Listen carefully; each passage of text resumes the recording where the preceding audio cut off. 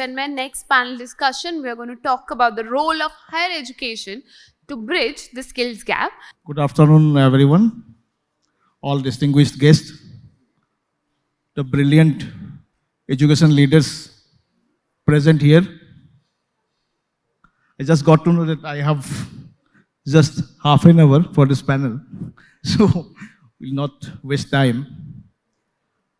So being the founder of the first skills university of Northeastern Belt of India, what I personally feel that this was a much needed discussion topic, and my sincere gratitude to the organizers for having such a grand event. And I reached here at 2 p.m. I got the opportunity to listen to the speeches of the Vice Chancellor, Global Skill University, and one panel discussion I had. So it was great. And so everyone is discussing about skill gap. So what I personally feel that every day technology is evolving, developing, every minute actually, not every day, every minute. So with that, the industries need, the employees need upskilling, reskilling. So employers are having that view that the traditional education methods cannot fulfill this requirement. So that's where skill-based higher education comes to the picture. So when I say skill-based higher education, you will be surprised to know that even in UK, they're suffering from this skill crisis, where to cope up with the requirement, present day requirement, they don't have that kind of skilled people. So as a higher education institution, we have brilliant industrialists here and the higher education professionals here. So we had tried to become the bridge between industry and academia. And truly speaking, industry, till we make industry as the stakeholder in the whole process of developing curriculum, we are not going to achieve the solution of unemployment in the country. There is a huge gap between demand and supply. Every industry is in need of quality manpower, but at the same time, we have huge unemployment. So till higher education institutions and industry jointly develop curriculum, content, and train the youth as per that, it will be very difficult to contribute in the growth of the country, as well as to eradicate unemployment. So with the welcome to all the panelists here, just first I want to ask or want to convey Dr. Gaurav Jindal, Mr. Gaurav Jindal, so about what we feel about like industry partnership, as I mentioned. Good afternoon, everyone. Since I am representing industry in the panel, I guess all other panelists are from the institutes or education, somewhere from the educational things. So I strongly believe and can assure that India is a robust economy, and we as an industrialist are ready to absorb all the skilled manpower India can generate. I strongly believe that bridging a skill gap must be a collaborative effort, not only for the higher educational institutes, but for the government and the industries as well. Definitely, higher education institutes play a vital role in bridging the skilling gap. I strongly believe that if higher educational institutes do some changes in their pattern of making curriculums or having some more partnerships with the industry, more focusing on practical skilling, more focusing on upgrading soft skilling, it definitely helps in bridging the skill gap. One more thing, what I think is, whenever we talk about the skilling, we just talking about the educating a student, but we think we should focus on imparting more practical skills so that the student be ready for the industry. We don't have issues with absorbing the manpower India have, but we are lacking the skills we need. So, from higher educational institutes, I can say that they should be imparting some more practical skills, some more soft skills into their students, having some industry partnerships with the industrialists, and yes, having more global penetration of the students so that there may be having more skilled students they have, and we be able to absorb the skilled resources India have. Thank you. Thank you, Mr. Gaurav. You mainly focused on life skills. That is a much needed skill, leadership, than your different skills required to cope up with the present atmosphere. So, along with that will come like jointly develop curriculum. At the same time, see what the skills required 10 years ago, that's not relevant now. Like every year, every day, every minute, it's evolving. So, as a industry, it's our joint responsibility to identify the skills required as per the modern technology and to jointly develop the content as per that, to train the employees of the organization. I think you will agree with me. So coming to the next panelist, so I want to ask Dr. Dhirendra Kumar. So he is also from a, I think, management background. So how incubation center can help in bridging the gap? Excuse me, please repeat your question. Yeah. How incubation centers Okay, right, can help in bridging the gap? Here, I want to mention a few things more, like skill and education. Actually, if we'll seriously see, so skills should come from the education. But since longer time we are observing that skill is now out of the track. It has been, not insight into the education, because, and for that, to make it in, our education system has a lot of agreement with the Washington Accord, higher education especially, where we are having 12 program outcomes, especially for BTech and MBA students. So if we'll observe those outcomes, so if the institution, universities are strictly follows those outcomes, definitely they will they can fill the gaps. What the gap which is there between education and skills, which we are talking about, and especially incubation center. At present, I'm representing here the AKTU university. I'm associated with one college of AKTU affiliation. AKTU is especially working to build incubation cells in different institutions. They are having around 700 institutions in all over the UP, and they are putting a lot of effort with skill development department of UP government also. And because of we are through this incubation center, we can give the opportunity to the students to learn different new technologies. They can get the better opportunity to skilled up for the new challenges of the industry. And again, it is more effective to make the students entrepreneur.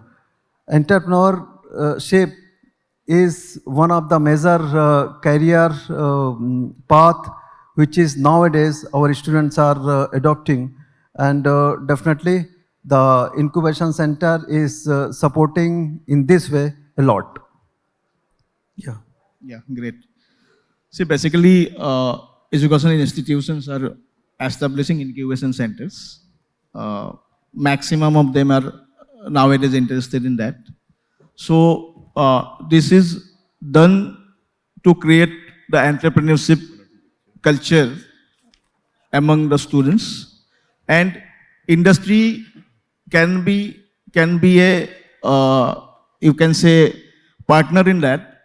Like, see, the responsibility of the industry is to identify the skills, present skills required for its employees.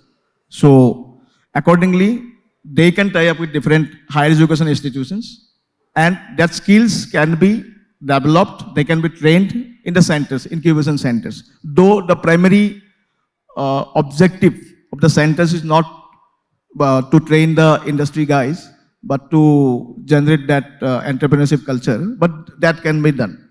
So, along with that, everyone discusses about the internship. Everyone, maximum institutions nowadays, they believe in internship to give OJT, on-the-job training, uh, on-the-job training for its students. They arrange tie-ups with different industries. So just I want to ask Professor Pankaj Gupta, Executive Director, so how internship programs help students and especially you can say the employees also in the bridging that skill gap. So it's both ways. Yeah. Good, good evening, all of you. See, question is that who is being skilled, why he or she is being skilled, what is the outcome, who is teaching, why somebody is teaching. There is a lot of confusion there. Sometimes there is a possibility that they do not know the skill, but they already know the skills. Sometimes you say you don't have the communication skills, you can't speak over the mic, but look at those people sitting in CCD, they are talking very normally. So question is that all the thing is already within them, which need to be taken out. So therefore the role of self-awareness is very high. Since the question has been asked about the internship, let me tell you, the moment you want to send a student ki bhai jao, internship kar lo, you'll get a certificate, namaskar. It is not going to serve the purpose. When we were in IIM Ahmedabad, you know, anywhere you have to go on internship, before that there was a total preparation. What is this company? You know, what is the competitor analysis? You know, what is the current problem company is facing? How this problem is linked with, you know, your current project. So when the people are going, they're ready on the day one. So students are also very much charged up, and so is the company. Company feel, oh yeah, this guy has come, another 6 weeks he or she will spend. They say, okay, you get familiar. Say, no, sir, I'm already ready. And that is what gives the edge. So it is very, very important that whosoever is getting a skill, those people are need to be inspired. And that is the job of a teacher initially, and also the institution. So that when you are going there, you are not like a go-down model. Ki sahab wo pen gaya, in the same way it is lying there and then coming back without any value addition. So when somebody is going in an internship, it is to be very clear that you are going and adding value there and solving some problem. And naturally, there is a lot of problem of, you know, getting good skilled people.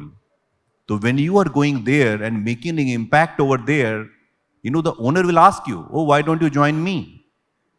So that will also solve the problem of unemployment. But question is that you are teaching people a skill, sometimes it is totally misaligned with their subhav and swadharma. Like there is somebody from Odisha, they are very good in, you know, water related things. Why don't you train them there? I was on the board of a company and they were having some problem in getting people in welding. And then we found that a lot of people in welding, they were coming from Asgarpur Gaon near Bulandshahr. So we created that skill center there. And people were getting very happy because even the senior people working in that company, they became the trainer there.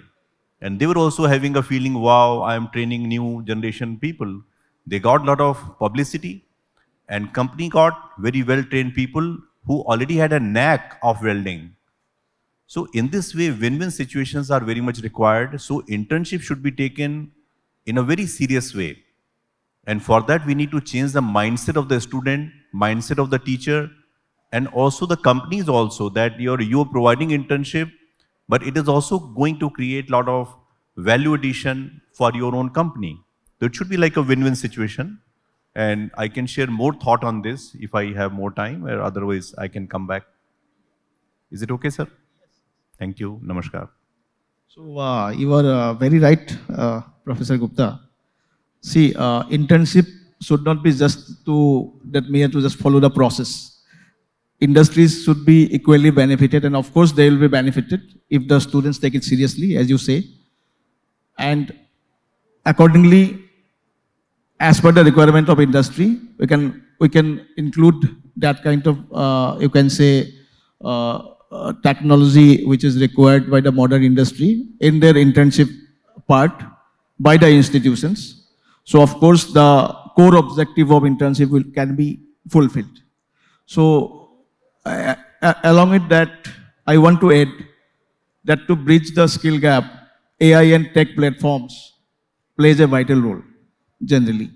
So when employers identify the requirement, present skill requirement of their employees, like I said that in UK, it's a frustrating situation, as I already said about that. So the employers nowadays, they are doing their assessment, they are getting to know about the gap in skills which his particular employee is required. So in that, how AI and tech platforms can help the industry in identifying that, and especially in training the employees as per the current requirement. So just I want to know from Mr. Rajiv Bharadwaj. So if you can just share your views on that. Good afternoon, everybody. I want to thank the organizer for such a wonderful summit wherein we are interacting and deliberating on what should be done in terms of skilling the youth of the nation. And the esteemed panelists, as they said, and I was listening to the keynote speaker from the podium who was talking about the skills, how to be incorporated in the curriculum. I want to just brief you in 2 minutes about the crux of this entire exercise. See, since almost 15 years, I have been listening to all these words like skilling or industry-oriented programs. When these IIMs came into existence, the idea was that the management program will be industry-oriented, industry-focused, and not the same stale education which have been prevalent since last 2-3 decades. And then these PGDM institutions came and they mushroomed up like anything, and the idea again was that they wanted to count on the popularity of IIMs by floating these PGDM programs, and then these universities started saying that they have these updated curriculum which is again industry focused. So everybody was talking about industry oriented programs, barring these few old state and universities which have not updated their curriculum even till date. When at this advent of Industry 4.2, around 14-15 areas were found wherein people started talking about artificial intelligence, machine learning, blockchain, cybersecurity, cloud computing, and so on. But tell me really, because many educationists are sitting here, how many of them in last 15 years or 10 years or 5 years have incorporated all these things in their curriculum? How many of us have trained our students on those skills? How many modules of every course has that portion integrated in that curriculum? And I believe you will be surprised to see if you start going through those curriculum that hardly 2-3 courses in the entire structures are related to that. I believe that this industry academia partnership can happen when both are inclined to do so. I had been the director of different institutions since last 17-18 years, And in every organization, I tried to rope in the industry professionals to develop the curriculum. And this year also, more than 73 industry professionals have been included in the area advisory boards and board of studies in order to get their inputs in terms of developing a curriculum. Because every time they come for the recruitment, they say that whatever it is, the degree looks lucrative, but the students are not skilled. They are not able to communicate even whatever idea they have gathered in these 2 years or 4 years of engineering time. I saw a survey in 2011 when they said that 70% of Indian engineers and management professionals are not employable. And it was in 2011. Today we are sitting in 2024. Even after these 13 years, we are in the same situation. We have not changed that situation, and we are the people who have to change it. Nobody else is going to come and change that. So when we talk to the industry professionals, because industry people are sitting here, I want to tell you, as I said, that more than 73 people have been included in these boards this year in my current organization. They are not interested in coming. Whenever you approach them, they say, what will be the commitment, sir? How much time would you require from us? How many times do we need to come and deliberate with the faculty members? So it's not a one way.